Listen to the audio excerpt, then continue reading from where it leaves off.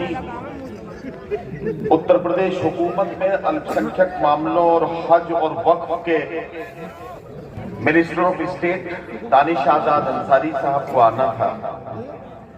जब ये सब लोग गए थे वहां, जलेसर के लोग और पहलवान और इनके साथी जाहिद भाई वगैरह, तो मंत्री जी से मेरे साथ इनकी मुलाकात उस वक्त हुई थी।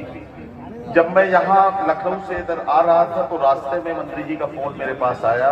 हालांकि उन्होंने 2 दिन पहले तक उनका इरादा बिल्कुल पक्का था, प्रोटोकॉल का लेटर भी उन्होंने भेज दिया था, लेकिन ये हुआ कि बजट सेशन शुरू हो जाने की वजह से अचानक उनके प्रोग्राम में तरमीम हुई और ये हुआ कि वो नहीं आ सकेंगे।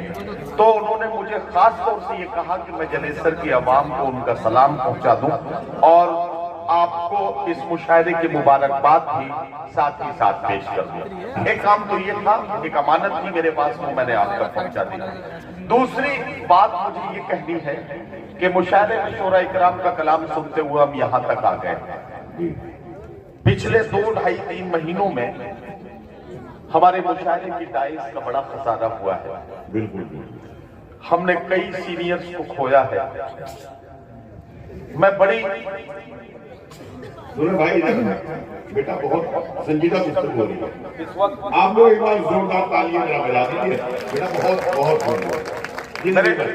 मेरे बच्चों, इंसान के बच्चे को बोलना सीखने के लिए ज्यादा से ज्यादा 3 साल का वक्त चाहिए।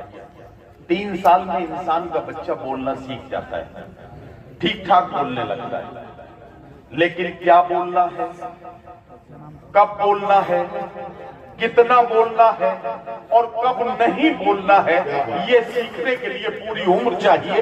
पूरी उम्र में जाके इंसान ये सीख पाता है कि उसे कब बोलना है और कब नहीं बोलना है। अब मैं एक बात आपसे अर्ज करूं कि पिछले दिनों हमने बहुत सीनियर्स को खोया है।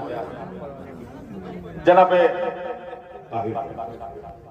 नदीम नैयर साहब को खोया, उसके बाद जनाब ताहिर फराज साहब को खोया, पिछले दिनों रईस अंसारी साहब को खोया। दिल्ली से भी एक सीनियर शायर, हमने बहुत सारे लोगों को पिछले दिनों खोया है।